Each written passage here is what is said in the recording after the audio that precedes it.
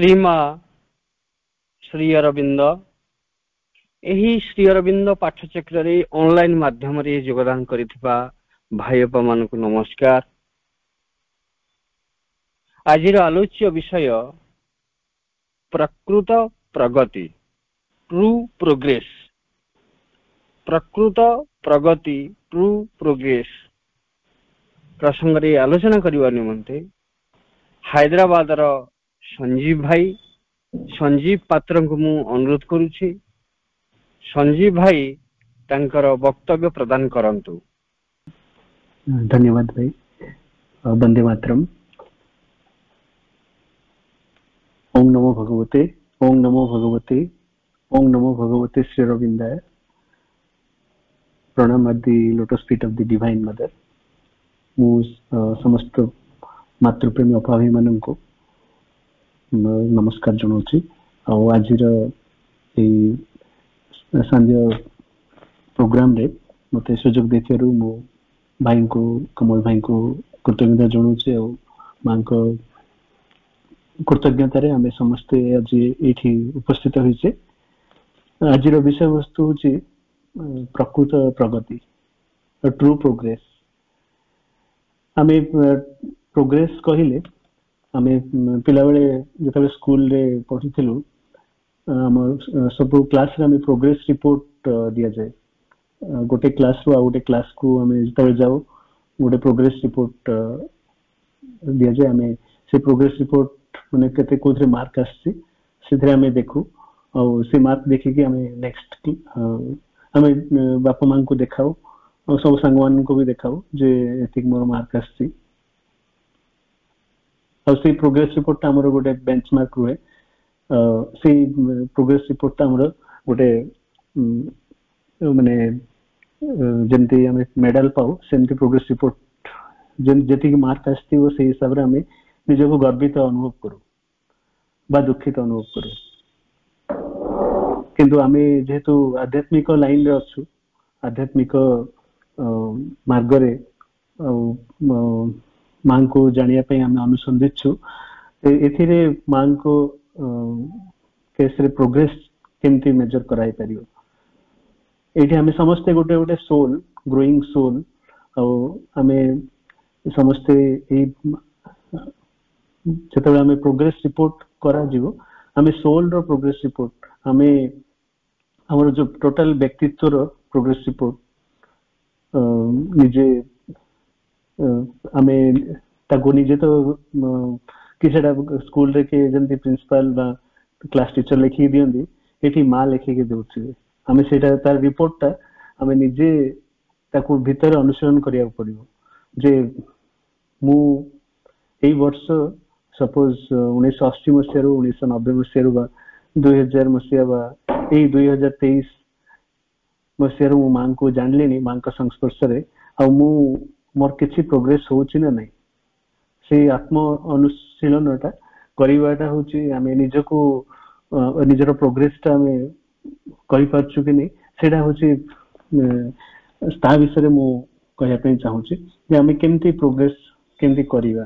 हमें तार प्रोग्रेस रिपोर्टटा तार मेजरिंग माने तार पैरामीटर सब कोन हमें जते बेले गोटे सोल प्रोग्रेस देखो सेते बेले हम भितरे केते अहंकार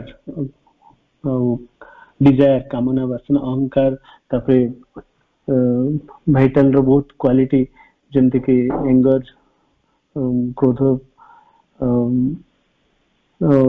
जेलसी सब प्रकार रो हम भितरे हजार हजार क्वालिटी अछि। Negative quality at the same time हम भितरे पॉजिटिव क्वालिटी भी भरपूर हे के अछि। प्रेम समता साहस कृतज्ञता और निष्ठापरता नम्रता विनम्रता से क्वालिटी हम भितरे भरपूर हे के अछि। किंतु पैरेलली दीटा जिंस पैरेलली हम भितरे चली रही छी जेते बेले दीटा पैरेलल फोर्स पैरेलल माने गोटे हमें जेते बेले हमको हमें निजको माने अनुसंधान हम निजको देखिबा हम भितरे किछि समय निजको ऑब्जर्व करिबा हमें जानि परियो जे हम भितरे कोन जिंसटा हे पारुनी आ हमें तार कारणटा बुझिया पड़ियो। जेहेतु हमें कारण न बुझी पारछु सेति हमें बहुत दुखित अनुभव करू जदि प्रोग्रेस रिपोर्ट टा ठीक न थाए हमको जेम दुख लागे सेमती आमे एठी मध्य दुख अनुभव करू माँ कहते प्रोग्रेस हूँ गोटे मात्र कारण जो आम पृथ्वी को आसीचु that is why we are on earth progress प्रगति ही आम ये आसीचु आ प्रति जन्म रे हमर प्रोग्रेस ही चली पृथ्वी रे बहुत कोटी कोटी लोक अच्छा प्राय माने बाय माने 8 बिलियन लोक अच्छा किंतु आम किसी लोक ही माँ धारा रे माने माँ को जानी किसी लोक ही एथिरे माने माँ सिलेक्ट करिसंती जोथि पई कि आमे तो माँ को कृतज्ञता जनइबा जे बहुत क्वचित कम लोक होची माँ को कृतज्ञता रु आमे माँ को पाख को आसी परछु बा माँ माने माँ को विषय जानिया पई माँ हमको आनिचंती गोटे को कूप माने को अंधकार आमे बुड़ी रहिथिलु सेई थ्रु हमको बंचैचंती माने आमे जदि माँ को कृतज्ञता जनइबा प्रथम माने प्रथम हम माँ को गोटे विशाल कृतज्ञता जनइबा पड़िबो तार कृतज्ञतार सीमा इनफाइनाइट ग्रेटिट्यूड जोटा समाधि रे लिखा हिची आमे इनफाइनाइट ग्रेटिट्यूड जनइबा प्रभु हमको माने बहुत हमर जो सोल रो जर्नी चली थिला आज पर्यंत से जर्नी रे गोटे स्टेप रे हमको ए जन्म रे किछि वर्ष हला बा केते जन को बहुत जन्म पूर्व रो भी बहुत जन मां को संस्पर्श रे आस्तंती से माने सिंधे माने बहुत क्वचित लोक जो माने कि मां को पाखरे माने निकटवर्ती हितांती से प्रोग्रेस जते बेले हुए सेते बेले माने तार बहुत कम समय रे भी बहुत तीव्र भाव में प्रोग्रेस हो पार जड़े गोटे छोट पिला जो माँ को शुणी जे माँ को आश्रम रे से माँ को माँ जो एलाउ करते पिला मानन को से माँ कही गेट पाखे से पिलाटा जो आसो ताकू तुम डायरेक्ट एंट्री दब मते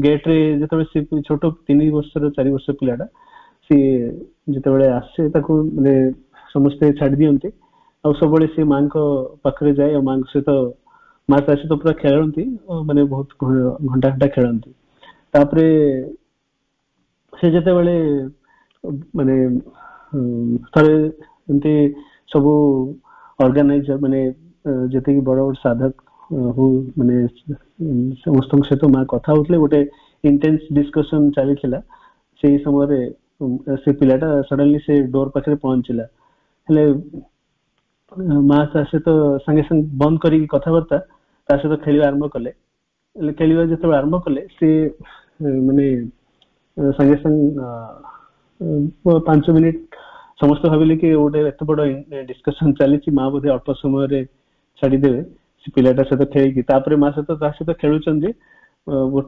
तापरे खेलला परे माँ ताकू बहुत समय पर्यंत माने जते खेलिले जने सेठी जने साधक कहिले जे माँ हमरो टाइम वेस्ट हो जाउची आमे बड़ माने इंपोर्टेंट डिस्कशन टा चलथिला बोले माँ कहिले जे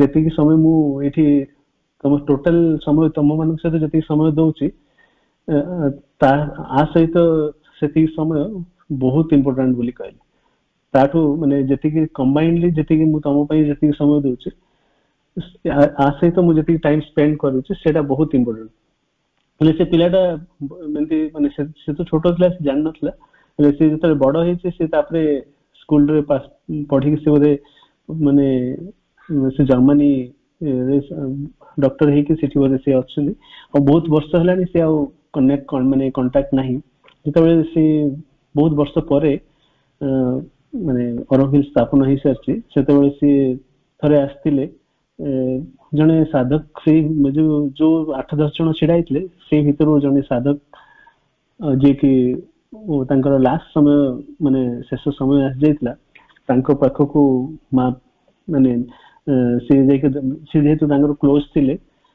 ତାକୁ ମିଟ୍ କଲେ ଯେତେବେଳେ ସେ କହିଲେ ମୁଁ ତତେ ଗୋଟେ କଥା କହିବାକୁ ଭୁଲି ଯାଇଥିଲି ଯେ ମା ଯେତେବେଳେ ଏମିତି ମାନେ ଆମେ ସବୁବେଳେ ମାନେ ଇଣ୍ଟେନ୍ସ ଡିସ୍କସନ କରୁ କିନ୍ତୁ ମା ତା ସହିତ କଣ ପାଇଁ ଖେଳନ୍ତି ଆମେ ଆଜି ପର୍ଯ୍ୟନ୍ତ ଜାଣିପାରୁନୁ।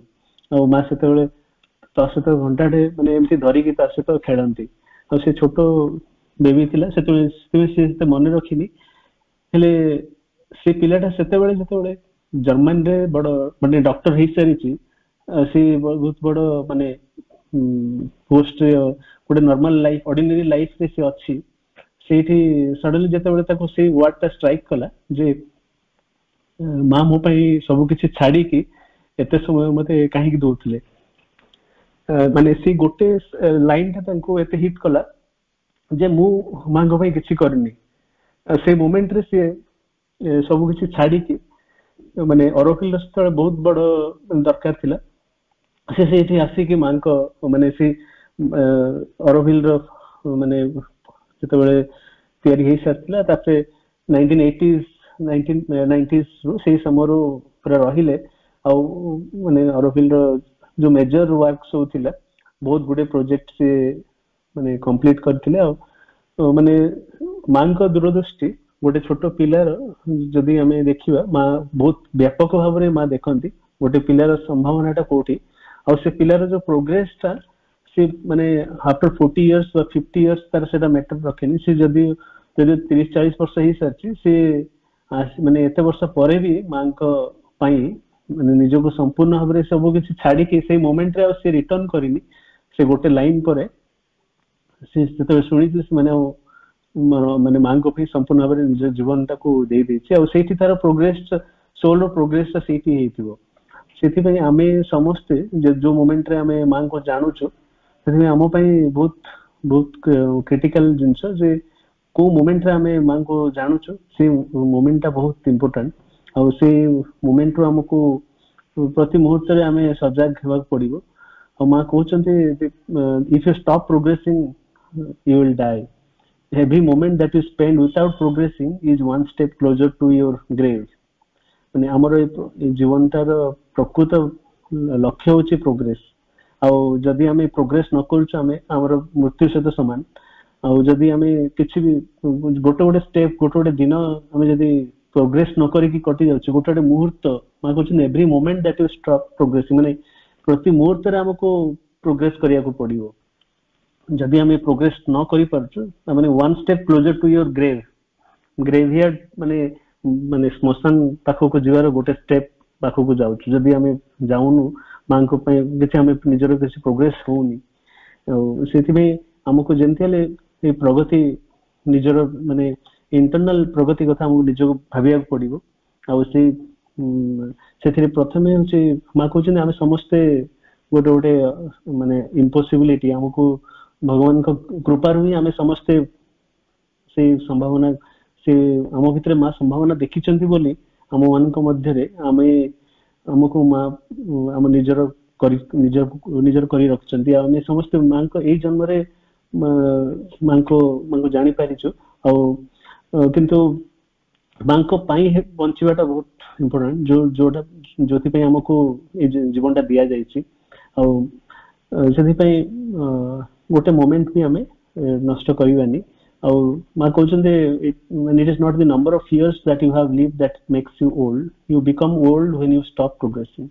ଇଭେନ୍ ମା କହୁଛନ୍ତି ଯେତେବେଳେ ଆମେ ପ୍ରୋଗ୍ରେସ ନ କରୁଛୁ ତାହେଲେ ଆମେ ବୃଦ୍ଧତ୍ୱ ଆଡକୁ ଯାଉଛୁ ବୋଲି ଜାଣିବାକୁ ପଡିବ।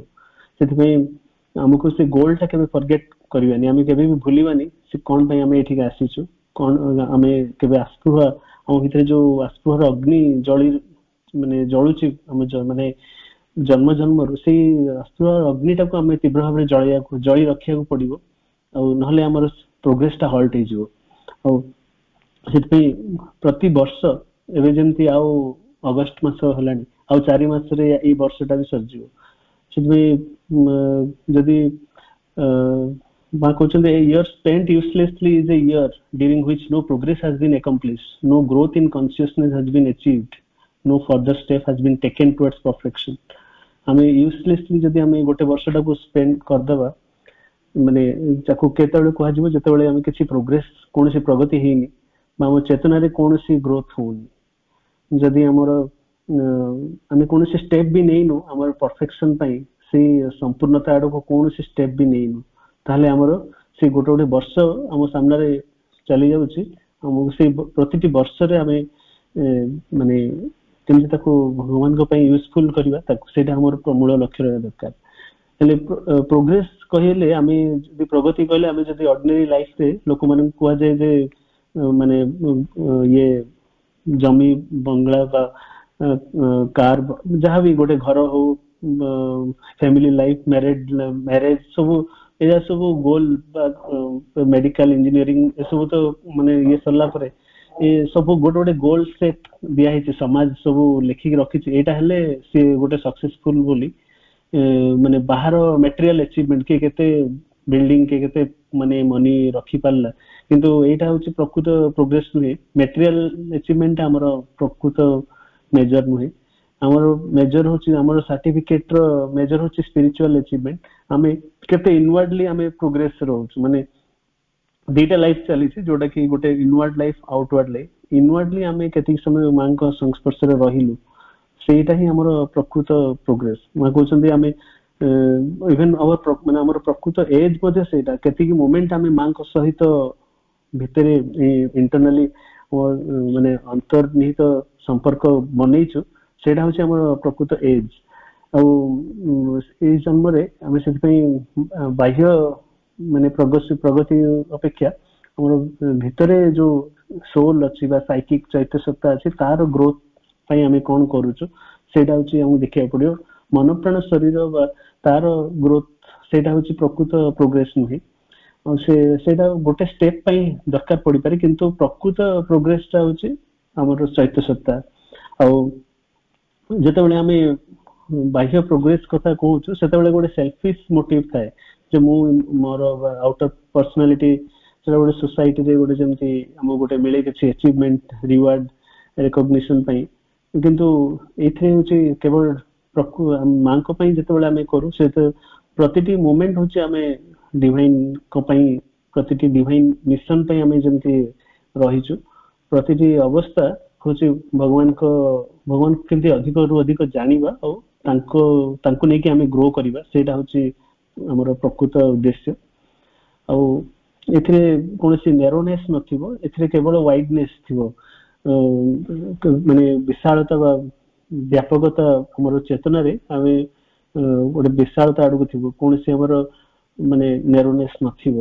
ସେଇ ସବୁବେଳେ ଆମେ ଗୋଟେ ମାନେ ବଞ୍ଚିବା ପ୍ରତି ମାନେ ବର୍ତ୍ତମାନରେ ଆମେ ବଞ୍ଚୁଥିବା, ମାନେ ଆମେ ଭବିଷ୍ୟତ ପାଇଁ ଚିନ୍ତା କରିକି ବଞ୍ଚିବାନି, ବା ପାଷ୍ଟ ଆମେ ଅତୀତରେ ଆମେ ବହୁତ କିଛି ଉପଲବ୍ଧି କରୁଛୁ ତାର ଗର୍ବରେ ଆମେ ବଞ୍ଚିବାନି। ଆମେ କେବଳ ବର୍ତ୍ତମାନର ଇଏରେ ବଞ୍ଚିବାକୁ ପଡିବ। ଆଉ ଯେତେବେଳେ ଗୋଟେ ମାନେ ଆମେ ସବୁବେଳେ ଭାବିବା ଯେ ଗୋଟେ ପ୍ରତି ମୁହୂର୍ତ୍ତରେ ଆମର ସ୍ପିଚ, ଆମର କଣ କଥା ହଉଛୁ ବା କଣ କାମ କରୁଛୁ, ବା ସବୁ ଜିନିଷ ସେଇ ସବୁ ଜିନିଷକୁ ମାନେ ଡିଭାଇନଙ୍କ ପାଇଁ ହଉଛି ନା ନାଇଁ, ସେଇଟା ଦେଖିବାକୁ ପଡିବ। ଆଉ ଏଥିରେ ମାନେ ମୁଁ ମୋର ବା ସେଇ ଆଇ ମି ମାଇସେଲ୍ଫ, ସେଇ ଯୋଉ ମାଇଣ୍ଡ ସେଟ ଟା ଆମର ଯେମିତି ନଥିବ, ଏଇଟା କେବଳ ଡିଭାଇନଙ୍କ ପାଇଁ ସବୁ କଥା ଥିବ। ପ୍ରତି ମୁହୂର୍ତ୍ତରେ ଆମେ ଭଗବାନଙ୍କର ଇନଷ୍ଟ୍ରୁମେଣ୍ଟ ଭଳିଆ ଯନ୍ତ୍ର ଭାବରେ ଆମେ କେମିତି ମାଙ୍କ କାମ କରୁଛୁ, ସେଇ ମାଇଣ୍ଡ ସେଟରେ ଆମର ପ୍ରତିଟି କାମ ହେବା ଦରକାର। ଆଉ ଆମେ ଯେତେବେଳେ ପ୍ରୋଗ୍ରେସ କରୁଛୁ, ସେତେବେଳେ ଆମ ନିଜକୁ ଆମେ କଣ ପଚାରିବା, ଆମେ ବହୁତ ଜନ୍ମରୁ ମାନେ ପୃଥିବୀକୁ ଆସିଲୁଣି, ହେଲେ ଯେତେବେଳେ ଆମେ ମାନେ କୀଟ ପତଙ୍ଗରୁ, ଆନିମଲ ରୁ, ତାପରେ ଏବେ ମଣିଷ, କେତେ ବର୍ଷ ମାନେ କୋଟି କୋଟି ବର୍ଷ ପରେ ଆମେ ଜନ୍ମ ଲାଭ କରିଛୁ ମଣିଷ ହେଇକି। ଆଉ ଏଇ ମଣିଷ ଜନ୍ମଟାକୁ ଆମେ ସାମାନ୍ୟ ମାନେ କାମନା ବାସନା ବା ଅହଙ୍କାରରେ ଆମେ ନିଜକୁ ତଳିତଳାନ୍ତ ନ କରିକି, ଆମେ କେମିତି ପ୍ରତି ମୁହୂର୍ତ୍ତରେ ଆମେ କେମିତି କନସିୟସଲି ସେ ଭଗବାନ ଯିଏ ଆମକୁ ସୃଷ୍ଟି କରିଛନ୍ତି, ଯିଏ ପୃଥିବୀକୁ ଆଣିଛନ୍ତି, ତାଙ୍କ ପାଇଁ ଆମେ ବଞ୍ଚି ପାରୁଛୁ କି ନାହିଁ, ସେଇଟା ଆମର ଲକ୍ଷ୍ୟ ରହିବା ଦରକାର।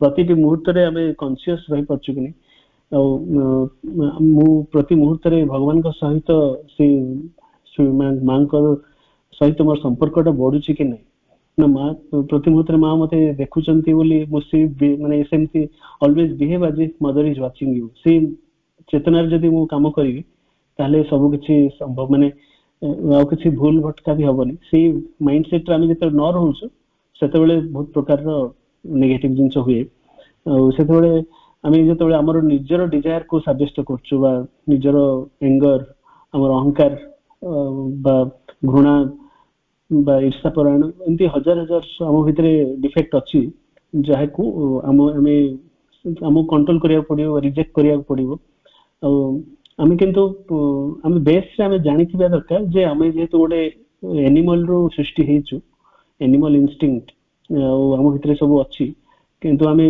ମଧ୍ୟବର୍ତ୍ତୀ କାଳୀନ ଅବସ୍ଥାରେ ଅଛୁ ମଣିଷ ହଉଛି ମଧ୍ୟବର୍ତ୍ତୀ କାଳୀନ ଅବସ୍ଥା କିନ୍ତୁ ଆମେ ମଧ୍ୟବର୍ତ୍ତୀ କାଳୀନ ଅବସ୍ଥାକୁ ଆମେ ସବୁ କିଛି ନ ଭାବିକି ଆମେ ଭାବିବା ଯେ ଗୋଟେ ବିଶାଳ ଆମେ ଗୋଟେ ଆମର ପ୍ରକୃତ ସତ୍ତାଟାକୁ ଭୁଲି ଯାଇ ଆମେ ଭଗବାନଙ୍କୁ ଦୂରେଇ ଯାଉଛୁ ସେ ଯୋଉ ଭଗବତ ପ୍ରେମ ଯୋଉଥିରେ ପୃଥିବୀର ସୃଷ୍ଟି ହେଇଛି ବା ଭଗବତ କୃପାରେ ମାନେ ଭଗବାନଙ୍କ ସମ୍ପୂର୍ଣ୍ଣ ପୃଥିବୀ ସୃଷ୍ଟି ହେଇଛି ତାକୁ ଆମେ ଭୁଲି ଦେଇକି ଆମେ ନିଜର ସାବ୍ୟସ୍ତ କରୁ ଛୋଟ ଛୋଟ ଘଟଣାରେ ଆମେ ନିଜକୁ ନଷ୍ଟ କରିଦଉ ନିଜର ଟାଇମ ୱେଷ୍ଟ କରିଦଉ ଯଦି ଆମେ ଟିକେ ଉର୍ଦ୍ଧ୍ୱକୁ ଯିବା ଆମେ ଦେଖିବା ଯେ ଆମେ ଗୋଟେ ସାମାନ୍ୟ ମାନେ କୀଟ ପତଙ୍ଗ ଭଳିଆ ଆମେ ସପୋଜ ଆମେ ଫ୍ଲାଇଟ ରେ ଯିବା ସେ ଆମ ଉପରୁ ଆମେ ଘରଟାକୁ ଦେଖିବା ବା ଆମ ସାହି ପଡିଶାକୁ ଦେଖିବା ବା ଆମ ଦେଶକୁ ଦେଖିବା ସେ କେତେ ଛୋଟ ଲାଗିବ ଉର୍ଦ୍ଧ୍ୱକୁ ଯେତେବେଳେ ଆମେ ଯିବା ଆମେ ଗୋଟେ ଡଟ୍ ଭଳିଆ ଲାଗିବ ଆମକୁ ଦେଖା ବି ଯାଏନି କିନ୍ତୁ ଆମେ ତଳକୁ ଯେତେବେଳେ ଯାଉଥିବା ଆମର କେତେ ଅହଙ୍କାର ଯୋଉଟା କି ଗୋଟେ ଆଇଲ୍ୟାଣ୍ଡ ଇଗୋ ବୋଲି କୁହନ୍ତି ମାନେ ସାବିତ୍ରୀରେ ଲେଖା ହେଇଛି ଗୋଟେ ଆମେ ଯେମିତି ଆମର ଅହଙ୍କାରର ରାଜା ଗୋଟେ ଦୀପ କରିକି ଆମେ ରହିଛୁ କେବଳ ଅହଙ୍କାର ସେଇ ଅହଙ୍କାରରେ ଆମେ ଭାବୁଛୁ ଯେ ସବୁ କିଛି ଆମର ମାନେ ସାବ୍ୟସ୍ତ କରିବୁ ଆମର ଯାହା ଜାହିର କରିବୁ କିନ୍ତୁ ମାନେ ଆକ୍ଚୁଆଲି ଦେଖିବାକୁ ଗଲେ ଆମେ ଗୋଟେ ଡଟ୍ ବି ନୁହେଁ ଗୋଟେ ଧୂଳିକଣା ବି ନୁହେଁ ସେ ଭଗବାନଙ୍କ ଦୃଷ୍ଟିରୁ ମାନେ ପ୍ରତି ମୁହୂର୍ତ୍ତରେ ଆମେ ସେ ଭଗବାନଙ୍କ କୃପାକୁ ଯଦି ମାନେ ବୁଝିକି ଆମେ କେମିତି ଆଗକୁ ଯିବା ସେଇ ବିଷୟରେ ଆମକୁ ବୁଝିବାକୁ ପଡିବ ଆମେ ଏବେ ପ୍ରୋଗ୍ରେସ କରୁଛୁ କି ନାହିଁ ଆମେ ପ୍ରତି ମୁହୂର୍ତ୍ତରେ ମୁଁ ଗୋଟେ ସଂଗତି ନିଜର ପ୍ରତିଟି ପାର୍ଟ ସହିତ ଗୋଟେ ସଂଗତି ସ୍ଥାପନ କରିପାରୁଛୁ କି ନାହିଁ ଆମେ ପ୍ରତି ମୁହୂର୍ତ୍ତରେ ମୁଁ ନିଜକୁ ମାନେ ଗୋଟେ ଡିଫରେଣ୍ଟ ସିଚୁଏସନ ସପୋଜ ହେଲା ଗୋଟେ ଆମେ ସବୁ ଅବସ୍ଥାରେ ମୁଁ ମୋର ଚୈତ୍ୟ ସତ୍ତାରୁ ମୁଁ ରେସ୍ପଣ୍ଡ କରୁଛି ନା ନାହିଁ ସେଇ ଯଦି ଆମେ ଏତେ ବର୍ଷ ହେଲାଣି ମାଙ୍କୁ ଜାଣିଲୁଣି କିନ୍ତୁ ଆମେ ସେଇ ଚୈତ୍ୟ ସତ୍ତାରୁ ବା ଡିଭାଇନଙ୍କ ସତ୍ତାରୁ ଆମେ କେମିତି ଗୋଟେ ସେଇ ରେସ୍ପନ୍ସ ଟା କେମିତି ହବ ନା ମନ ପ୍ରାଣ ଶରୀରର ରେସ୍ପନ୍ସ ଆମେ ଯାହା ଇଚ୍ଛା ଆମେ କହିଦଉଛୁ ମାନେ ଯେତେବେଳେ ଯୋଉଟା ଆସିବ ଆମେ ଆମ ଭିତରୁ ସେଟା ଆସେ କିନ୍ତୁ ଆମେ ଭଗବାନଙ୍କୁ ଟିକେ ବି ମନେ ନ ପକାଇ ସେ ମାନେ ଡିପେଷ୍ଟ ପଏଣ୍ଟରେ ଭଗବାନ ଅଛନ୍ତି ସିଏ ଆକ୍ଚୁଆଲି ରାଜା ହେବା କଥା ଆମ ଭିତର ପ୍ରତିଟି ମାନେ king Hi should be the king କିନ୍ତୁ ଆମେ ତାଙ୍କୁ ଭିତରେ ରଖିଦେଇଛୁ ତାଙ୍କ କଥା ନ ଶୁଣିକି ମନ ପ୍ରାଣ ଅହଙ୍କାରର ଯୋଉ କାମନା ବାସନା ଜାହିର କରିକି ଆମେ ସମ୍ପୂର୍ଣ୍ଣ ଭାବରେ ମାନେ ନିଜକୁ ତ ନଷ୍ଟ କରୁଛୁ ପ୍ଲସ ପରିବେଶକୁ ବି ବା ଦେଶ ମାନେ ସମ୍ପୂର୍ଣ୍ଣ ଭାବରେ ପୃଥିବୀର ମାନେ ବାତାବରଣରେ ବି ଆମେ ଗୋଟେ ଅବଷ୍ଟାକଲ ହେଇଯାଉଛୁ ମା କହୁଛନ୍ତି ଯେତେବେଳେ ଆମେ ଗୋଟେ ସାମାନ୍ୟ ରାଗ ପ୍ରକାଶ କରୁଛୁ ପୃଥିବୀର ମାନେ ମାଙ୍କୁ ବହୁତ କଷ୍ଟ ହଉଛି ଯେତେବେଳେ ମାଙ୍କୁ ବହୁତ କାମ କରିବାକୁ ପଡୁଛି ଯେତେବେଳେ ସବକନସିଏଣ୍ଟ ଲୋଡ ଅବଚେତନରେ ଆହୁରି ଲୋଡ ବଢି ବଢି ଯାଉଛି ମାଙ୍କ ଉପରେ ଆମେ ସାମାନ୍ୟ ରାଗଟା ମାଙ୍କ କାମ ବଢେଇ ଦଉଛି ଏବେ ସାମାନ୍ୟ ଛୋଟ ଛୋଟ ମାନେ ଆମେ ଯଦି ଇନସିଡେଣ୍ଟ ଦେଖିବା ଆମେ ଦିନ ଭିତରେ କେତେ ରାଗୁଛୁ ବା ଆମେ କେତେ କଣ୍ଟ୍ରୋଲ କରୁଛୁ ସେଇଟା ମ୍ୟାଟର କରେ ଆମର ପ୍ରୋଗ୍ରେସ କଣ ଆମେ ଯଦି ମାଙ୍କୁ କଷ୍ଟ ନ ଦେଇକି ଆମେ ଯଦି ଦେଖିବା ଯେ ଆମେ ପ୍ରତିଟି ମାନେ ଇମ୍ପଲ୍ସ ଆମ ଭିତରେ ମନ ପ୍ରାଣ ଶରୀରର ବହୁତ ଗୁଡେ ମାନେ ଇମ୍ପଲ୍ସ ଆମ ଭିତରେ କାମ କରୁଛି ତାକୁ ଆମେ ଯଦି ନିଜକୁ ପ୍ରତି ମୁହୂର୍ତ୍ତରେ ନ ଚିହ୍ନିବା ସିଏ ମାଙ୍କ ଉପରେ ବୋଝଟା ବଢେଇ ବଢେଇ ଚାଲୁଛି ସେଥିପାଇଁ ଆମେ ସାମାନ୍ୟ ଆମେ ଭାବିବା ଯେ ମୁଁ ଯାହା କଲି ଠିକ କଲି କାହିଁକିନା ମନ ଆମକୁ ଠିକ ଲଜିକ ସବୁ କହିବ ଯେ ଯାହା ତୁ କହିଲୁ ଠିକ ଅଛି ତୁ ଠିକ କହିଲୁ ସେଇ ସମୟରେ ଏଇଟା ଦରକାର ଥିଲା ଏମିତି ସବୁ ମନ ନିଜର ଯୁକ୍ତି ବାଢି କହିବ କିନ୍ତୁ ମା କହିଛନ୍ତି ଯେ when two people quarrel both are in the wrong, ଯେତେବେଳେ ଦି ଜଣ ମାନେ quarrel କରନ୍ତି ଦି ଜଣ ଯାକ ରଙ୍ଗ ବୋଲି ମା କହିଛନ୍ତି। ସେଥିପାଇଁ ଆମେ କେବେ ଭାବିବାନି ଯେ ଜଣେ ଠିକ ବା ଜଣେ ଭୁଲ। ସବୁ ମୁହୂର୍ତ୍ତରେ ମାନେ ଡିଭାଇନ ଙ୍କ point of view both R equally ମାନେ ସମସ୍ତଙ୍କର କିଛି ନା କିଛି ଉଦ୍ଦେଶ୍ୟ ଥିବ। ସେଥିପାଇଁ ସବୁବେଳେ ଆମେ କାହାକୁ ଜଷ୍ଟିଫାଇ କରିପାରିବାନି। ଆଉ ଆମେ ଆମର ପ୍ରତିଟି ସମୟ ଆମେ ଅନ୍ୟମାନଙ୍କୁ ଚେଞ୍ଜ କରିବାରେ ଆମର ଟାଇମ କଟି ଯାଉଛି ବା କରେକ୍ଟ କରିବା ବା ଅନ୍ୟମାନଙ୍କୁ ଲେକ୍ଚର ଦେବା, ତା ଅପେକ୍ଷା ଆମେ ନିଜ ଭିତରେ ଯଦି ଆମେ ଟିକେ ସମୟ ଚେଞ୍ଜ କରିବା, ନିଜ ପରଫେକ୍ସନ ସେଲ୍ଫ ପରଫେକ୍ସନ ଆଣିବା, ସେଇଟା ପୃଥିବୀକୁ ବହୁତ ବଡ ବା ମାଙ୍କର କାମରେ ବହୁତ ବଡ ସହାୟତା କରିବ। ସେଥିପାଇଁ ସେଇ ପ୍ରୋଗ୍ରେସଟା ସେଇ ଆମ ନିଜ ଭିତରୁ ଷ୍ଟାର୍ଟ ହବା ଦରକାର। ଆମେ ଅନ୍ୟମାନଙ୍କ ଡିଫେକ୍ଟ ନ ଦେଖିକି, ଅନ୍ୟମାନଙ୍କର ଲିଷ୍ଟ ନ କରିକି, ସେଇଥିରେ ଆମେ ଆନନ୍ଦ ନ ପ୍ରକାଶ କରିକି ଆମେ ନିଜ ଭିତରେ ଯୋଉ ଡିଫେକ୍ଟ ଅଛି ତାକୁ ଆମକୁ ସଜାଡିବାକୁ ପଡିବ। ଆମେ ନିଜ ଭିତରେ ଆମେ ନିଜକୁ ହିଁ ମିରର ବୋଲି କରିବା। ଆମେ ଅନ୍ୟମାନଙ୍କୁ ଯେତେବେଳେ ଦେଖୁଛୁ, ଗୋଟେ ମୁଁ ଦର୍ପଣ, ହେଲେ ମୁଁ ଅନ୍ୟମାନଙ୍କୁ ଦେଖୁଛି ମାନେ ମୁଁ ଅନ୍ୟମାନେ ହିଁ ମୋର ଦର୍ପଣ, ଆଉ ସେମାନେ ମତେ ଦେଖିଲେ ବି ସେମାନେ ଗୋଟେ ଦର୍ପଣ ବୋଲି। ମୋ ଭିତରେ ଯଦି ପଜିଟିଭ କ୍ୱାଲିଟି ଥିବ ସେମାନେ ସେଇଟା ଦେଖିବେ। ସେଥିପାଇଁ ଆମେ ଅନ୍ୟମାନଙ୍କ ଭିତରେ ଯଦି ପଜିଟିଭ ଟା ଦେଖିବା ତାହେଲେ ସେଇଟା ପୃଥିବୀକୁ ଗୋଟେ ବଡ ହେଲ୍ପ ହବ। ପ୍ରତିଟି ମୁହୂର୍ତ୍ତରେ ଆମେ ଗୋଟେ ପଜିଟିଭ ଭାଇବ୍ରେସନ ରେ ରହିବାକୁ ପଡିବ।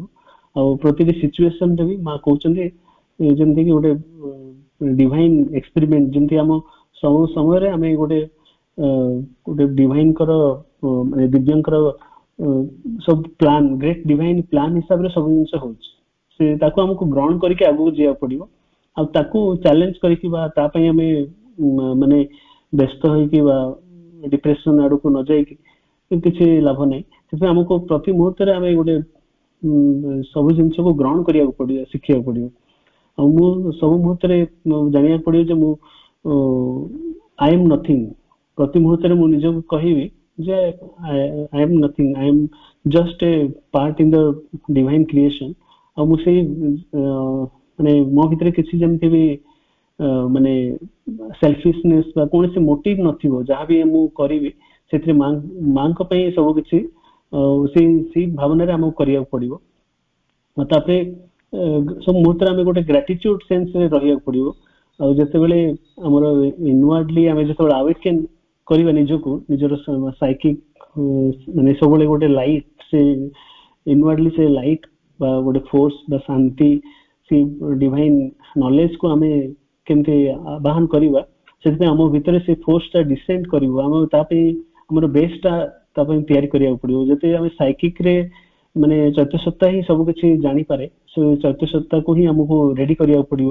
ପ୍ରତି ମୁହୂର୍ତ୍ତରେ ଆମେ ଜାଣିବାକୁ ପଡିବ ଯେ ମୁଁ ମୋର ସେ ଗୋଲ ଠୁ ଦୂରେଇ ଯାଉଛି କି, ସେ ଗୋଲ ଯୋଉଥିପାଇଁ ଆମକୁ ଏଠି ପଠାଇଛି, ନା ମୁଁ କେବଳ ସେ ମାନେ ରିୱାର୍ଡ ବା ରେକଗ୍ନିସନ ବା କୌଣସି ପ୍ରେଷ୍ଟିଜ ବା ମାନେ ହ୍ୟୁମାନ ଏକ୍ନୋଲେଜମେଣ୍ଟ, କୌଣସି ଏକ୍ନୋଲେଜମେଣ୍ଟ ଆମକୁ ଦରକାର ନାହିଁ। ହ୍ୟୁମାନ ଏକ୍ନୋଲେଜମେଣ୍ଟ ଠୁ ଦୂରରେ ରହିକି ମଣିଷକୃତ ମାନେ ଆୱାର୍ଡ ସେଥିରେ କିଛି ନ ରଖିକି ଆମେ କେବଳ ଡିଭାଇନ ମଦରଙ୍କ ଦ୍ୱାରା ଆମକୁ ପ୍ରଭାବିତ ହେବାକୁ ପଡିବ। ଅମଲ କିରଣଙ୍କ ପାଇଁ ଯେତେବେଳେ ଗୋଟେ ବହି, ତାଙ୍କ ପାଇଁ ଯେତେବେଳେ ନୋବେଲ ପ୍ରାଇଜ ର ଗୋଟେ କମିଟି ଆସିଥିଲେ ତାଙ୍କୁ ଦେବା ପାଇଁ, ପ୍ରାଇଜ ଡିସ୍କସନ କରିବା ପାଇଁ, ହେଲେ ସେ ରୁମ ରେ ସେ ନ ଯାଇକି ସେ ଅନ୍ୟ ରୁମ ରେ ଅଛନ୍ତି। ହେଲେ ତାଙ୍କୁ ଜଣେ ସାଧିକା ପଚାରିଲେ ଆପଣଙ୍କୁ ମିଟ୍ କରିବା ପାଇଁ ମାନେ ନୋବେଲ ପ୍ରାଇଜ ର ଗୋଟେ କମିଟି ଆସିଛନ୍ତି, ହେଲେ ଆପଣ ଯାଉନାହାନ୍ତି କି? ସେ କହିଲେ I don't care about Nobel prize. କାହିଁକି ନା ସେ my books have already been seen by the master himself, corrected by the master himself, by mother himself, other herself. So ମୋ ବହି ସବୁ ଅଲରେଡି ମାଷ୍ଟର ଯେହେତୁ ଡିଭାଇନ ଶ୍ରୀ ଅରବିନ୍ଦ ଯେହେତୁ ଦେଖି ସାରିଛନ୍ତି, ମତେ ଆଉ କୌଣସି ରେକଗ୍ନିସନ ର ଆବଶ୍ୟକତା ନାହିଁ। ଆମେ କିନ୍ତୁ ଯଦି ଆମକୁ କିଏ ନୋବେଲ ପ୍ରାଇଜ ବାକି ଆସିବ, ଆମେ ବହୁତ ଖୁସି ହେଇକି ଆମେ ଫେସବୁକ ବା ଅନ୍ୟ ସବୁଆଡେ ଆମେ ହାଇଲାଇଟ କରୁ। ଆମର ସେଇ ଯୋଉ ସାମାନ୍ୟତମ ଇଏରେ ଆମେ କିଛି ଗୋଟେ ପାଇବା ପାଇଁ, ଆୱାର୍ଡ ରେକଗ୍ନିସନ ପାଇଁ ଆମେ ବହୁତ ମାନେ ଆମ ଭିତରେ ବହୁତ ଖୁସି, ମାନେ ସେ ଡିଜାୟାର ଟା ଆମ ଭିତରେ ଥାଏ। କିନ୍ତୁ ପ୍ରତି ମୁହୂର୍ତ୍ତରେ ଆମକୁ ସେ ସବୁ ମୁହୂର୍ତ୍ତରେ ଆମେ ଡିଭାଇନ କୁ ଦେବା ପାଇଁ ଚେଷ୍ଟା କରିବା। ସବୁ କିଛି ଯେମିତି ଡିଭାଇନ ଙ୍କ ପାଇଁ ହଉଛି, ଆମେ ପ୍ରତି ମୁହୂର୍ତ୍ତରେ ସେ ଆମର ସରଫେସ ନେଚର ଟା ଆମର ମାଙ୍କ ମାନେ ସବୁଥିରେ ଆମେ କିଛି ବେନିଫିଟ ପାଉଛୁ କି ବୋଲି, ସେ ଭିତରେ ଆମେ ଯେତେବେଳେ ସବୁବେଳେ ଗୋଟେ ବେନିଫିଟ ପାଇବାର ମାଇଣ୍ଡ ଟା ଥାଏ। ମୁଁ ଏବେ ମାଙ୍କୁ ପୂଜା କରି ମୋର କିଛି ମାନେ ପାଇବି କି ନାହିଁ, ସେ ଯୋଉ ବେନିଫିଟ ମାନେ କଷ୍ଟ ବେନିଫିଟ ଆନାଲିସିସ୍, ମାଙ୍କୁ ଗୋଟେ ଆମେ ବିଜନେସ ଯେମିତି ରିଲେସନ ସେମିତିରେ ରଖିଦେଇଥାଉ। ସେଥିରେ କଣ ହୁଏ, ପ୍ରକୃତ ମାନେ ସମ୍ପର୍କ ବଢେନି। ଆକ୍ଚୁଆଲି ଆମର ଅନକଣ୍ଡିସନାଲ ହେବା ଦରକାର, କୌଣସି କଣ୍ଡିସନ ନଥିବ, ଆମ ସର୍ତ୍ତ ବିହୀନ ପ୍ରେମ ମାଙ୍କ ସହିତ ସମ୍ପୂର୍ଣ୍ଣ ଭାବରେ ଆମକୁ ସମ୍ପୂର୍ଣ୍ଣ ଭାବରେ ଦେଇଦେବାକୁ ପଡିବ। ଆଉ ଯେତେବେଳେ ପ୍ରଭୁ ଆମ ଭିତରେ ଅଛନ୍ତି, ଆମେ ସବୁବେଳେ କନଷ୍ଟାଣ୍ଟଲି ଆମେ ସେ ସବୁ ସିଚୁଏସନ କୁ, ସବୁ ଆକ୍ସିଡେଣ୍ଟ ହଉ, ଭଗବାନଙ୍କର ଡିଭାଇନ ପ୍ଲାନ କୁ ମାନେ ପ୍ଲାନ ବୋଲି ଭାବିକି ଆଗକୁ ନେବାକୁ ପଡିବ। ପ୍ରତି ମୁହୂର୍ତ୍ତରେ ମୁଁ ସରେଣ୍ଡର କରିପାରୁଛୁ କି ନାହିଁ, ପ୍ରତି ମୁହୂର୍ତ୍ତରେ ମୁଁ ସବୁ ପାର୍ଟ, ମୋର ମନ ପ୍ରାଣ ଶରୀର ସମ୍ପୂର୍ଣ୍ଣ ଭାବରେ ସରେଣ୍ଡର କରିବାକୁ ପଡିବ, ସମର୍ପଣ କରିବାକୁ ପଡିବ। ହେଲେ ଯାଇକି ଆମେ ମାନେ ଅହଙ୍କାରରୁ ବାହାରି ପାରିବା। ଯୋଉ ପର୍ଯ୍ୟନ୍ତ ଆମର ଅହଙ୍କାର ଟା ଥିବ, ଗୋଟେ ପାର୍ଟରେ ଆମେ ଅହଙ୍କାର ବା କାମନା ଥିବ, ସେ ଆମର ଗୋଟେ ବ୍ଲକର ହିସାବରେ କାମ କରେ, ମାନେ ଆମେ କିଛି ପ୍ରୋଗ୍ରେସ କରିପାରିବାନି। ସେଥିପାଇଁ ଆମକୁ କ୍ଲିୟରଲି ଆମ ଭିତରେ ଆମେ ଜାଣି ରଖିବା ଦରକାର ଯେ କୋଉଟା ଅହଙ୍କାରର କାମ, କୋଉଟା କାମନା ବାସନା ଆମ ଭିତରେ ରହିକି ସେମାନେ ଆମକୁ ନଷ୍ଟ କରୁଛନ୍ତି ବା ଆମର ସାଧନାରେ ଗୋଟେ ଟେଷ୍ଟ କରୁଛନ୍ତି। ସବୁ ମୁହୂର୍ତ୍ତରେ ଆମକୁ ସେଇଟା ଅନୁଭବ କରିବାକୁ ପଡିବ। ମୁଁ ସେ ସବୁ ଜିନିଷକୁ ଯାହାବି ମୁଁ ମିଷ୍ଟେକ୍ କରୁଛି ବା କିଛି ବି ମାଙ୍କ ସାମ୍ନାରେ ମୁଁ ସମର୍ପଣ କରିଦଉଛି କି ନାହିଁ, ଅନ୍ୟମାନଙ୍କୁ ବ୍ଲେମ ନ କରିକି, ମୋର ନିଜର ମିଷ୍ଟେକ୍ ପାଇଁ ଅନ୍ୟମାନଙ୍କୁ ବ୍ଲେମ ନ କରିକି ମୁଁ ମାଙ୍କ ପାଖରେ ସମର୍ପଣ କରୁଛି କି ନାହିଁ। କାହିଁକି ନା ଆମେ ଗୋଟେ ସମ୍ପୂର୍ଣ୍ଣ ପରଫେକ୍ଟ ବିଙ୍ଗ ହେଇନୁ, କାହିଁକି ନା ଆମ ଭିତରେ ଏପର୍ଯ୍ୟନ୍ତ ଏନିମାଲ କ୍ୱାଲିଟି ସବୁ ଭରି ରହିଛି ବା ଇନସେକ୍ଟ ମାନେ ଯେମିତି ଇନକନସିଏଣ୍ଟ ନିଶ୍ଚେତନାର ବି କ୍ୱାଲିଟି ସବୁ ଅଛି। ସେଥିପାଇଁ ଆମେ ଆମ ନିଜର ଅସମ୍ପୂର୍ଣ୍ଣତାକୁ ବି ଆକ୍ସେପ୍ଟ କରିକି ଆଗକୁ ଯିବାକୁ ପଡିବ। ଆମେ କେବେ ଭାବିବାନି ଯେ ଆମେ ଡାଇରେକ୍ଟ ସୁପର ଡିଭାଇନ ବା ଏମିତି ହେଇଯିବୁ, କାହିଁକି ନା ବହୁତ ବର୍ଷ ବର୍ଷ ଲାଗିବ। କିନ୍ତୁ ସେଇଥିରେ ପ୍ରଥମେ ନିଜକୁ ଆକ୍ସେପ୍ଟ କରିକି ଆମକୁ ଆଗକୁ ଯିବାକୁ ପଡିବ। କେବଳ ସେଇ ଆକ୍ସେପ୍ଟାନ୍ସ ଟା ହିଁ ବହୁତ ବଡ ଇଏ, ଯେ ନହେଲେ ଆମେ ଟିକେ କଣ ଭୁଲ ହେଲେ ଆମକୁ ବହୁତ ମାନେ ଦି ପ୍ରକାରର ସିଚୁଏସନ ହେଇପାରେ। ଯଦି ନାଇଁ ମୋ ଦ୍ଵାରା କିଛି ହବନି ଆଉ ମୁଁ ଛାଡିଦେବି, ତାପରେ ମାଇଣ୍ଡ ବହୁତ ଆମକୁ ଲଜିକ ଦେଇପାରେ ଯେ ଏଇଟା କିଛି ଲାଭ ନାହିଁ, ଏଥିରେ ମାନେ ଏମିତି ବହୁତ ଏବା କରିକି ବି କିଛି ବହୁତ ଲୋକଙ୍କର କିଛି ମାନେ ଲାଭ ହେଇନି। ସେମିତି ବହୁତ ଗୁଡିଏ ଟାଇପ ର ଲଜିକ ଆମ ଭିତରେ, ମାନେ ଇଗ୍ନୋରାନ୍ସ ର ଲଜିକ, ଯୋଉକି ଅଜ୍ଞାନତାର ଲଜିକ ସବୁ ଆସିବ, ଯାହାକି ଆମକୁ ମାନେ ତଳିତଳାନ୍ତ କରିଦେଇପାରିବ। ଆମର ସାଧନା ଯୋଉଟା କି ମାନେ ହଜାର ହଜାର ବର୍ଷର ସାଧନାକୁ ଆମ ଗୋଟେ ମୁହୂର୍ତ୍ତରେ ଆମେ ନଷ୍ଟ କରିଦଉ। ଇଡିଅଟ ଆୱାର ଯୋଉଟା କହୁଛନ୍ତି, ଗୋଟେ ଗୋଟେ ଘଣ୍ଟାରେ ଆମେ ମାନେ ବହୁତ ଆମର କାର୍ଯ୍ୟକଳାପରେ ଆମେ ଇଡିଅଟ ଆୱାରରେ ଆମର ସାଧନାଟାକୁ ଆମେ ନଷ୍ଟ କରିଦଉ। ସେଥିପାଇଁ ଆମକୁ ପ୍ରତି ମୁହୂର୍ତ୍ତରେ ଆମକୁ କନସିୟସ ହେବାକୁ ପଡିବ। ଯେତେବେଳେ ଆମେ ଭଗବାନଙ୍କ ସହିତ ଗୋଟେ ସେନ୍ସ ମାନେ ୟୁନିଭର୍ସାଲ କନସିୟସନେସ ରେ ରହୁଛୁ, ସେଥିପାଇଁ ଆମେ ଭଗବାନଙ୍କର ଯେହେତୁ ମାନେ ଭଗବାନ ଯେହେତୁ ଆମକୁ ସୃଷ୍ଟି କରିଛନ୍ତି, ଆମେ ଗୋଟେ ୟୁନିଭର୍ସାଲ କନସିୟସନେସ ରେ ରହୁଛୁ କି ନାହିଁ ସେଇଟା ଆମକୁ ଦେଖିବାକୁ ପଡିବ। ଗୋଟେ ମାନେ ପ୍ରେମ ଆଉ ଏକତ୍ଵ, ପ୍ରତିଟି ଜିନିଷ ର ପଛରେ ହଉଛି ଭଗବାନଙ୍କର ପ୍ରେମ ରହିଛି। ଭଗବାନ ଗୋଟେ ଅସୁରକୁ ବି ସୃଷ୍ଟି କରିଛନ୍ତି, ଗୋଟେ ମଣିଷକୁ ବି ସୃଷ୍ଟି କରିଛନ୍ତି, କିନ୍ତୁ ସେ ମାନେ ମଣିଷର କ୍ୱାଲିଟି ମାନେ ଭଗବାନ ଗୋଟେ ଅସୁରକୁ କିଛି ଗୋଟେ କାରଣରୁ ବି ସୃଷ୍ଟି କରିଥିବେ। ସେଥିପାଇଁ ଏଭ୍ରିୱାନ ଇଜ ଡିଭାଇନ ଚାଇଲ୍ଡ ବା ଡିଭାଇନ କ୍ରିଏସନ। ସମସ୍ତଙ୍କୁ ଆମକୁ ଆକ୍ସେପ୍ଟ କରିକି ପୃଥିବୀରେ ଆମକୁ ଗୋଟେ ୱାନନେସ ସହିତ ଯିବାକୁ ପଡିବ। କିନ୍ତୁ ଆକ୍ସେପ୍ଟ କରିବା, କିନ୍ତୁ ତାଙ୍କର କ୍ୱାଲିଟି ଆମକୁ ଗ୍ରହଣ ନ କରିବା। ଆମେ ଗୋଟେ ଜିନିଷ ଯେ ଆମେ କାହାକୁ ହେଟ୍ରେଡ ନ କରିକି ଆମ ଭିତରେ ମାନେ ଆମେ ଗୋଟେ ଆମ ଭିତରେ ଗୋଟେ ବାଉଣ୍ଡ୍ରି ଇଏ ରଖିବା ଯେ ଅନ୍ୟମାନଙ୍କ ଦ୍ଵାରା ଆମେ ଯେମିତି ପ୍ରଭାବିତ ନ ହଉ। ଆମେ ପ୍ରତି ମୁହୂର୍ତ୍ତରେ ମୁଁ କେମିତି ସେ ସ୍ଥିରତା ଆଉ ଶାନ୍ତି ସାଇଲେନ୍ସ ପ୍ରାକ୍ଟିସ କରିପାରୁଛୁ କି ନାହିଁ। ଗୋଟେ ଆଡଭର୍ସ ସିଚୁଏସନ ରେ ଯଦି ମୁଁ ଗୋଟେ ବିପରୀତ ବୋଧି ଅବସ୍ଥା, ସେଇଥିରେ ମୁଁ କେମିତି କେତେ ସ୍ଥିରତା ରଖିପାରୁଛି, ସେଇଟା ହଉଛି ମୋର ପ୍ରୋଗ୍ରେସର ପ୍ରକୃତ ରିପୋର୍ଟ କାର୍ଡ ହବ। ଯଦି ପ୍ରତି ମୁହୂର୍ତ୍ତରେ ମୁଁ କେତେ ଶାନ୍ତି ସ୍ଥିରତା ବା ସେ ଷ୍ଟିଲନେସ ଟା ବହୁତ ଆବଶ୍ୟକ। ମା କହୁଛନ୍ତି ଇଭେନ କୌଣସି ରୋଗ ହେଲେ ବି, ଦେହ ଖରାପ ହେଲେ ବି, ଡିଫିକଲ୍ଟି ହେଲେ ବି, ଯଦି ମୁଁ ନିଜ ସହିତ କେତେ ଷ୍ଟିଲନେସ ରଖିପାରୁଛି, ସେଇଟା ହଉଛି ଆମର ପ୍ରୋଗ୍ରେସର ମାନେ ଆମେ ଭଗବାନଙ୍କ ପ୍ରତି ନିକଟବର୍ତ୍ତୀ ହେବାର ସେଇଟା ମାନେ ସୂଚେଇବ ଆମେ କେତେ ସ୍ଥିରତା ରଖିପାରିବା। ସେଥିପାଇଁ ପ୍ରତିଟି ମାଙ୍କର ବା ଶ୍ରୀ ଅରବିନ୍ଦଙ୍କର ପ୍ରତିଟି ଆନ୍ସର ରେ ସାଇଲେନ୍ସ ବା ସ୍ଥିରତା, କାମନେସ୍, ପିସ୍ ଏସବୁ ଜିନିଷ ମାନେ କାହିଁକି ନା ଆତ୍ମା କେବଳ ସାଇଲେନ୍ସ ରେ ହିଁ ସେଟା ଅନୁଭବ କରିବ। ଆତ୍ମା ଜନ୍ମ ବି ହେଇଛି ମାନେ ସାଇଲେନ୍ସ ରେ, ସେଥିପାଇଁ ନିରବତାକୁ ହିଁ ଆମେ ଯେତେ ନିରବତାରେ ରହିବା ସେତେ ଆମେ ଅନୁଭବ କରିପାରିବା ଡିଭାଇନ କ ଗ୍ରେସ୍ ବା ଡିଭାଇନ କ ପ୍ରେଜେନ୍ସ କୁ। ଭଗବାନ ମା କହୁଛନ୍ତି ଗୋଟେ ଜାଗାରେ ଯେ ମଣିଷ ବହୁତ ନଏଜ କ୍ରିଏଟ କରେ କାହିଁକି ନା ସିଏ ଷ୍ଟିଲନେସ ରେ ରହିବା ଶିଖିନି, କାହିଁକି ନା ଷ୍ଟିଲନେସ ନିଜକୁ ଅବଜର୍ଭ କରିବା ଆଜି ପର୍ଯ୍ୟନ୍ତ ଶିଖିନି। ଯଦି ଯେତେବେଳେ ନିଜକୁ ଅବଜର୍ଭ କରିବା ଶିଖିବ ସିଏ ମାନେ ଗୋଟେ ସେକେଣ୍ଡ ବି ରହିପାରିବନି। ଆମେ ଯଦି ଆମ ନିଜକୁ ଅବଜର୍ଭ କରିବା, ନିଜକୁ ନିଜ ଭିତରେ ମାନେ ଯେତେ ଆମେ ଅନୁକ୍ଷଣ କରିକି ଆମକୁ ନିଜକୁ ଦେଖିବାକୁ ପଡିବ ଯେ କଣ ଆମେ ମାନେ ଆମର ପ୍ରୋଗ୍ରେସ କଣ ହଉଛି, ଆମେ ସେ ଡିଭାଇନ ସାଇଲେନ୍ସ ସେ ପାୱାର ଟା ଆମେ ଅନୁଭବ କରିପାରୁଛୁ କି ନାହିଁ। ପ୍ରତି ମୁହୂର୍ତ୍ତରେ ଆମେ ଯେମିତି ଗ୍ରାଟିଚ୍ୟୁଡ ଜଣେଇକି ମାନେ କୃତଜ୍ଞତା ସହିତ ଭଗବାନଙ୍କ ପାଇଁ ଆମେ କେମିତି ମାନେ ଭଗବାନଙ୍କ ପାଇଁ ଆମେ କେମିତି ବଞ୍ଚୁଛୁ ପ୍ରତି ମୁହୂର୍ତ୍ତରେ ମାଙ୍କୁ ଜଣେଇବାକୁ ପଡିବ। ଆଉ ଆମେ ଯେହେତୁ ଏତେ ବର୍ଷ ହେଲାଣି ମାଙ୍କୁ ଜାଣିଲୁଣି, ବହୁତ ଗୁଡିଏ ଯୋଉ ଟର୍ମସ ଅଛି ଆମେ ସେ ବିଷୟରେ ଜାଣିବା ଦରକାର। ଅଜ୍ଞାନତା, ନିଶ୍ଚେତନା, ଅବଚେତନା, ମୃତ୍ୟୁ କଣ, ସଫରିଂ କଣ, ଆଉ ମାନେ ମିଥ୍ୟାଚାର କଣ, ଏମିତି ଯୋଉ ଡିଫରେଣ୍ଟ ଫୋର୍ସେସ ଯୋଉଟା କି ଆମକୁ ଆମର ସାଧନାରେ ବାଧା ସୃଷ୍ଟି କରେ, ସେ ସବୁ ଆମକୁ ନିଜେ ପ୍ରତି ମୁହୂର୍ତ୍ତରେ ଜାଣି ରଖିବାକୁ ପଡିବ ଯେ ଏଇଟା କୋଉଠୁ କୋଉ ଡାଇରେକ୍ସନ ରୁ କୋଉଟା ଆସିଛି, ମତେ କିଏ ମାନେ ଡିଷ୍ଟର୍ବ କରିବା ପାଇଁ ଆସୁଛି। ସେଇ ପ୍ରତି ମୁହୂର୍ତ୍ତରେ ଆମେ କାହିଁକି ନା ଆମର ଅବଚେତନରେ ବି ଆମେ ବହୁତ କିଛି ମାନେ ସପୋଜ ଆମେ ରାଗିବା ପାଇଁ ସଂକଳ୍ପ ନେବା, ରାଗ ନଥିଲେ ବି ଆମ ଅବଚେତନରେ ଆମେ ଏତେ ରାଗ ମାନେ ଠୁଳ ହେଇସାରିଥିବ ବା ପ୍ରାରବ୍ଧ କର୍ମ ବା ପ୍ରାରବ୍ଧ ଜନ୍ମରୁ ତାକୁ ଆମକୁ ମାନେ ଏଇ ଜନ୍ମରେ ହଠାତ୍ ସବୁ ଡିଫରେଣ୍ଟ କ୍ୱାଲିଟି ସବୁ ମାନେ ଆସିବ ଯାହାକି ଆମର ସାଧନାକୁ ନଷ୍ଟ କରିଦେଇପାରେ।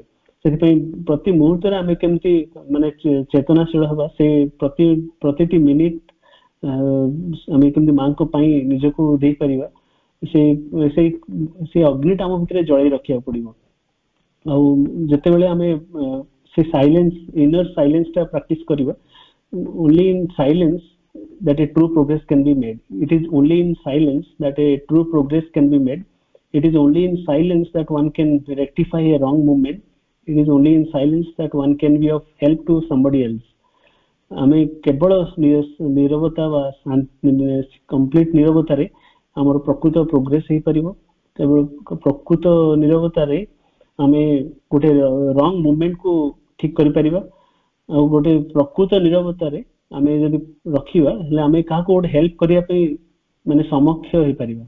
ସେଥିପାଇଁ ଆମେ ଯଦି ଟିକେ ବି ମାନେ ରିଆକ୍ଟ କରିକି ଆମେ କଥା ହଉଛୁ, ସେଥିରେ ଆମେ ସେଇ ଯୋଉ ଡିଭାଇନଙ୍କର ଗ୍ରେସ୍ ବା ଡିଭାଇନଙ୍କର ବ୍ଲିସ୍ ଆମେ ପାଇପାରିବାନି। ସେଥିପାଇଁ ଆମକୁ ପ୍ରତି ମୁହୂର୍ତ୍ତରେ ସେ ସାଇଲେନ୍ସ କୁ ଅନୁଭବ କରିବାକୁ ପଡିବ। ଆଉ ସେ ୱାଇଡନେସ୍, କେତେ ଆମେ ବିଶାଳତା ଆଡକୁ ଯାଉଛୁ। ଆଉ ମା କହୁଛନ୍ତି let nothing and nobody come between you and the mother's force। Shri Arvind କହୁଛନ୍ତି କେହି ବି ମାନେ କୌଣସି ବ୍ୟକ୍ତି ବା କୌଣସି ଜିନିଷ ବି ତମ ଭିତରେ ଆଉ ମାଙ୍କ ଫୋର୍ସ ଭିତରେ ନ ଆସନ୍ତୁ। ହେଲେ ମାଙ୍କୁ ଯେତେବେଳେ ପଚରାଇଛି, ମା କହିଲେ ଆମେ ବହୁତ ଗୋଟେ ଇମ୍ପୋର୍ଟାନ୍ସ ଦଉ, ଫାଷ୍ଟ ଅଫ ଅଲ୍ ଆମେ ବହୁତ ଇମ୍ପୋର୍ଟାନ୍ସ ଦଉ ଆମର ଅନ୍ୟ କୌଣସି ବ୍ୟକ୍ତିଙ୍କୁ ବା ରିଲେସନ୍ସକୁ। ମାନେ ଯେତେବେଳେ ଆମେ ଭଗବାନଠୁ ବି ଅଧିକ ଇଏ ଦଉ, ସେଥିରେ କଣ ହୁଏ ଯେ ଆମେ ସେଇ ଡିଭାଇନଙ୍କଠୁ ଆମେ ଦୂରେଇ ଯିବାର ବହୁତ ସମ୍ଭାବନା। ଆଟାଚମେଣ୍ଟରେ ଆମେ ଏତେ ଭରି ଯାଉ, ସେ ଆସକ୍ତିରେ ଆମେ ଭଗବାନଙ୍କ ପାଇଁ ସୃଷ୍ଟି ହେଇଛୁ ବି ଆମେ ଭୁଲି ଯାଉ। ସେଥିପାଇଁ ଆମେ ଭଗବାନଙ୍କ ପାଇଁ ସମ୍ପୂର୍ଣ୍ଣ ଭାବରେ ନିଜକୁ ଟାଇମ ଦେବାକୁ ପଡିବ। ସବୁ ମୁହୂର୍ତ୍ତରେ ଆମେ ଆମ ଭିତରେ ଯେମିତି ସେଇ ତୃଷା ମାନେ ଭଗବାନଙ୍କୁ ପାଇବା ପାଇଁ ଯେ ସେ ତୃଷାଟା ଯେମିତି ଅଛି ସେଇଟା ଯେମିତି ରହିବା ଦରକାର। ସବୁ ମୁହୂର୍ତ୍ତରେ ଆମେ କେମିତି ନିଜକୁ ରୂପାନ୍ତର କରିବା ପାଇଁ ବା ସେ ନିଜକୁ ପରଫେକ୍ଟ କରିବା ପାଇଁ ବା ସତ୍ୟ ବା ପ୍ରେମ ସହିତ ଆମେ କେମିତି ପ୍ରତି ମୁହୂର୍ତ୍ତରେ ଯୋଡି ହଉଛୁ କି ନାହିଁ, ସେଇଟା ଆମକୁ ଦେଖିବାକୁ ପଡିବ। ପ୍ରତି ମୁହୂର୍ତ୍ତରେ ଆମେ ମାନେ ଇନୱାର୍ଡଲି ଆମେ ବଞ୍ଚୁଛୁ କି ନାହିଁ। ପ୍ରତି ମୁହୂର୍ତ୍ତରେ ଗୋଟେ ସମୟ ଆସୁଛି ଯେତେବେଳେ କେବଳ ଓନ୍ଲି ଇନୱାର୍ଡ ଫୋର୍ସ, ମାନେ true living is the inward living. ଆମେ ଭାବୁଛେ ବାହ୍ୟ ଜୀବନଟା ସବୁ କିଛି ମାନେ प्रकृत इंडिविजुअल माँ कहते जे माने आउटसाइडली आम जहाँ भी बंचुचु सेटा प्रकृत लाइफ नुहे it is not till the psychic is felt as yourself that you can be an individual event आमे से पर्यंत व्यक्ति हेनु जे पर्यंत आमे निजको आम भितर से चैत्य सत्ता अनुभूत न हेछि से पर्यंत आमे निजको गोटे व्यक्ति बोली कहि परिबानी for it is the true self in you psychic होछि हमर प्रकृत सेल्फ माने प्रकृत सत्ता होछि हम साइकिक सेति आमे चैत्य सत्ता रे माने चैत्य सत्ता माने ही डिवाइन मदर बा हम भितर से मां को प्रेजेंस बा आमे तांको सहित ही बंचुछु सेही जिनसटा जतरा हम भाबिबा से प्रति मुहूर्त रे आमे तांको सहित अछु सेतेबेले से आम भितर संपूर्ण भाव माने आम भितर एस्टाब्लिश करिवे सब मुहूर्त रे सब आमे जानि परिबा जे आम भितर कोन चली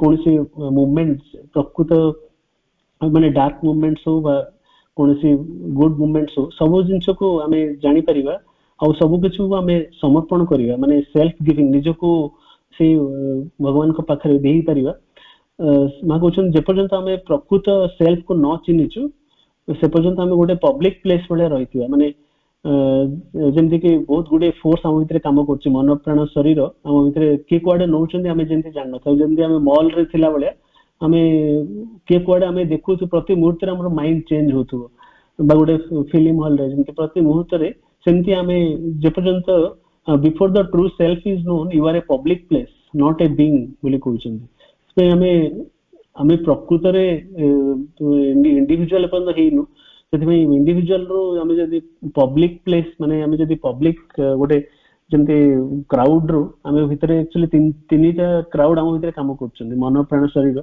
से किंतु प्रकृत भगवान आम भितरे जो आत्मा बसी तांकु जेतेबेले आमे तांकु जेपर्यंत आमे एलाउ न करछु से कांस्टेंटली आम सहित माने जेपर्यंत आम भितरे से काम न करछन्ती यूनियन आम भितरे संपूर्ण भाव एक हो जिवा दरकार से पर्यंत हमर प्रोग्रेस हेनी बोली आमे भाबिया सेति प्रति मुहूर्त रे आमे जानिबा जे गोटे से स्टेडी फ्लेम ता से अग्निटा जेमति आम भितरे जळी रहउची से संपूर्ण भाव रे हमको डिवाइन को आडो को नौचंती आ से होचे सब प्रकार रो अपोजिशन जत्ते प्रकार रो विरोधाभास भितरे चालुची बा हमको प्रति सब मुहूर्त रे हमको शक्ति भी से जोगेबे सब ज्ञान भी से जोगेबे आमे किंतु बाह्य अवस्था ऊपर बेसी डिपेंड करछु आमे सब किसी ता भितर आम जति कि प्रभु जति बही लेखिकी जाइछन सेति बही भी आमे जदी पढिबा ता भी हमको ए जन्म रे बहुत किछि क्लोजर कर दे परिबो माने डिवाइन को पाखो को आमे प्रति मुहूर्त रे प्रभु निजे से सत्य लेखिकी आसी माने हम पे सुपर कॉन्शियस माने सुपर माइंड बा सुप्रीम लेवल रो से बही सब लेखा आइछि सेति आमे साधारण मनुष्य हिसाब रे जेतले ताको बुझिया पे चेष्टा करिबा से तासे त हमको से सब मुहूर्त रे हमको नूतन जिंस हम पाई परिबा सेति रे हमर प्रकृत प्रोग्रेस हे परिबो आ हमें सब मुहूर्त रे हमें मां को माने अनुभव करिया पड़िबो से बही माध्यम रे हो बा मां कहउचंती तमे केवल मते जस्ट गेज करो माने जस्ट मते देखो संपूर्ण सब मुहूर्त रे से आउ किछि करिया दरकार नै डायरेक्टली लुक एट मी जते माने मां को सहित आमे सानिध्य रहिबा से सब मुहूर्त रे मां हमको से माने डायरेक्टली हम माने मां हमको क्लोज अप नहीं परिबे सेति पई प्रति मुहूर्त रे आमे से इनर एस्पिरेशन आमे मां कहउचंदी श्री अरविंद भी कहिसंती जे सबले मां को पाखु लेखो बोली कहउचंदी you should write a daily a prayer expressing your aspiration, your gratitude, your adoration, the progress you want to make. It does not need to be long, only a few lines. It will help you understand yourself. Since me amko you will write as if you were speaking to him and to me directly. Thus you will create an intimacy with him and myself. हमें मांग पाखु माने लेखिले भी बहुत किछि माने हमें पाई परिबा सो मुहूर्त रे हमें बहुत गुड टेस्ट जेतु हमें डिवाइन को माने भगवान हमको सृष्टि करछन्ती से सब टेस्ट भी हमें पार करि परिबा माने सब मुहूर्त रे हमें जदी कॉन्शियसली हमें बंचिबा सब मुहूर्त रे हमें जदी गोटे गोटे मुहूर्त हम पे जेमति जब प्रभु कहछन्ती जदी दिनटा जदी हम पे ठीक रे हमें जानि माने ठीक रे कटेलु कॉन्शियसली हेले हमर रातीटा ठीक माने बहुत अवेकन ମାନେ ବହୁତ ଏନଲାଇଟେନ୍ ସ୍ଲିପ ହବ। ଶ୍ରୀ ରବୀନ୍ଦ୍ର କହିଛନ୍ତି ଯେ ଯଦି ଆମେ ପ୍ରକୃତରେ ଶୋଇବା ଜାଣିଛୁ, ସ୍ଲିପ ଗୋଟେ ମାନେ ଠିକ ରେ ଚେତନାଶୀଳ ହେଇକି ଶୋଇପାରିବୁ, you can reach the super mind. ସେଥିପାଇଁ ସୁପର ମାଇଣ୍ଡ କୁ ପହଞ୍ଚିବା ପାଇଁ ଆମେ ଆମ ଆଧ୍ୟାତ୍ମ ମାନେ ଶୋଇବା ମାଧ୍ୟମରେ ବି ଶୋଇବାର ବି କ୍ୱାଲିଟି ଉପରେ ଡିପେଣ୍ଡ କରୁଛି। ଯଦି ଆମେ ରାତିର ଶୋଇବା ଉପରେ ତାପର ଦିନର ମାନେ କ୍ୱାଲିଟି ଅଫ ଲାଇଫ ଟାକୁ ଡିପେଣ୍ଡ କରୁଛି। ସେଥିପାଇଁ ଦିନ ଆଉ ରାତି ସବୁ ମୁହୂର୍ତ୍ତରେ ମାନେ କନେକ୍ଟେଡ। ଆମେ ପ୍ରତିଟି ମୁହୂର୍ତ୍ତରେ ଯଦି କିଛି ପ୍ରୋଗ୍ରେସ କରିବା ପାଇଁ ଚାହୁଁଛୁ, ସେଥିପାଇଁ ଆମେ ସବୁ ମୋମେଣ୍ଟକୁ ଆମକୁ ଦେଖିବାକୁ ପଡିବ। ମା କହୁଛନ୍ତି do not worry, do not be concerned about your own self, your progress and realization, not about others. I am here, look at me, gaze into me, enter into me wholly, merge into my being, lose yourself into my love, with your love. You will see all the problems solved, everything done. Forget everything, forget the world, remember me alone, be one with me, with my love. ମା କହୁଛନ୍ତି ଯେ କୌଣସି ବ୍ୟସ୍ତ ହୁଅନି, କୌଣସି ପ୍ରକାରରେ do not be concerned about your own self. ତମ ବିଷୟରେ ବି ବେଶୀ ଚିନ୍ତା କରନି, କି ତମର ପ୍ରୋଗ୍ରେସ ବିଷୟରେ ବି ବେଶୀ ଚିନ୍ତା କରନି। ଆମେ ପ୍ରୋଗ୍ରେସ ହଉଛି ହଉନି ବୋଲି ବେଶୀ ଭାବିବା ବି ଆବଶ୍ୟକ ନାହିଁ, କାହିଁକି ନା ଆମେ ଗୋଟେ spiral of accent and descent ରେ ଯାଉଛୁ। ସେଇ ମୁହୂର୍ତ୍ତରେ ହିଁ ଆମକୁ ଆଗକୁ ଯିବାକୁ ପଡିବ। ଆମେ ଏକାଥରେ ଡାଇରେକ୍ଟ ସୁପର ମାଇଣ୍ଡ ହେଇପାରିବାନି। ଆମକୁ ସବୁ ମାନେ ସେଇ ଯୋଉ ଫଲ will be a means for progress। ସବୁ ଯେତେ ଆମେ ତଳକୁ ଖସିବା ସେତେ ବି ଆମକୁ ଉର୍ଦ୍ଧ୍ୱକୁ ଯିବା ପାଇଁ ଆମକୁ ଗୋଟେ ବିଶାଳ ଜମ୍ପ ନେବାରେ ଆମକୁ ସାହାଯ୍ୟ କରିବ। ସେଥିପାଇଁ ସ୍ପ୍ରିଙ୍ଗ ବୋର୍ଡ ଭଳିଆ ଆମକୁ ସବୁ ମୁହୂର୍ତ୍ତରେ ଆମକୁ ସେ ପ୍ରୋଗ୍ରେସ କଥା ଆମକୁ ଚିନ୍ତା କରିବାକୁ ପଡିବ। ମାନେ ପ୍ରୋଗ୍ରେସ କଥା ବି ବେଶୀ ଡୁ ନଟ୍ ବି କନସର୍ନ ବୋଲି କହୁଛନ୍ତି। ମା କହୁଛନ୍ତି ତମର କୌଣସି ଅନୁଭୂତି କୌଣସି ବିଷୟରେ ବେଶୀ ଚିନ୍ତା କରନି, କୌଣସି ମାନେ ଅନ୍ୟମାନଙ୍କ ବିଷୟରେ ବି ଚିନ୍ତା କରନି। I am here, look at me, gaze into me। ମୁଁ ଏଇଠି ଅଛି, ମତେ କେବଳ ଦେଖ, ମୋ ଭିତରେ ତମର ଦୃଷ୍ଟି ଦିଅ, ଦୃଷ୍ଟି ନିକ୍ଷେପ କର। ଏଣ୍ଟର ଇଣ୍ଟୁ ମି ହୋଲି, ସମ୍ପୂର୍ଣ୍ଣ ଭାବରେ ମୋ ଭିତରେ ପ୍ରବେଶ କର। ମର୍ଜ ଇଣ୍ଟୁ ମାଇ ବିଙ୍ଗ, ମୋ ଭିତରେ ସମ୍ପୂର୍ଣ୍ଣ ଭାବରେ ଏକ ହେଇଯାଅ। Lose your self into my love, ସମ୍ପୂର୍ଣ୍ଣ ଭାବରେ ନିଜକୁ ଲୁଜ କରିଦିଅ ମୋର ଲଭ ରେ, ୱିଥ ୟୁର ଲଭ, ନିଜର ପ୍ରେମରେ ମୋ ପ୍ରେମ ସହିତ ମିଶେଇ ଦିଅ। ତାପରେ ଦେଖିବ you will see all problem solve, ସବୁ ପ୍ରକାର ପ୍ରୋବ୍ଲେମ ସଲ୍ଭ ହେଇଯିବ। Everything done, forget everything, forget the world, ସବୁ କିଛି ଭୁଲିଯାଅ, ପୃଥିବୀକୁ ବି ଭୁଲିଯାଅ। ରିମେମ୍ବର ମି ଆଲୋନ୍, ମତେ କେବଳ ମନେ ରଖ। ବି ୱାନ୍ ୱିଥ ମି, ୱିଥ ମାଇ ଲଭ, କେବଳ ମତେ ହିଁ ମାନେ ମୋ ସହିତ ଏକ ହେଇଯାଅ। ଆଉ ୱିଥ ମାଇ ଲଭ ମାନେ ମାନେ କେବଳ ମାଙ୍କ ଛଡା ଆମକୁ ଆଉ କେହି ମାନେ ପ୍ରୋଗ୍ରେସ ବା କୌଣସି ଜିନିଷ ଆମେ ଡିଭାଇନ ଆସ୍ପେକ୍ଟ ଯେତିକି ଅଛି ଆମ ଭିତରେ ସବୁ କିଛି ଆମେ ଡେଭଲପ କରିବା ପାଇଁ କେବଳ ମାଙ୍କ ସହାୟତାରେ ହିଁ ସବୁ କିଛି ସମ୍ଭବ।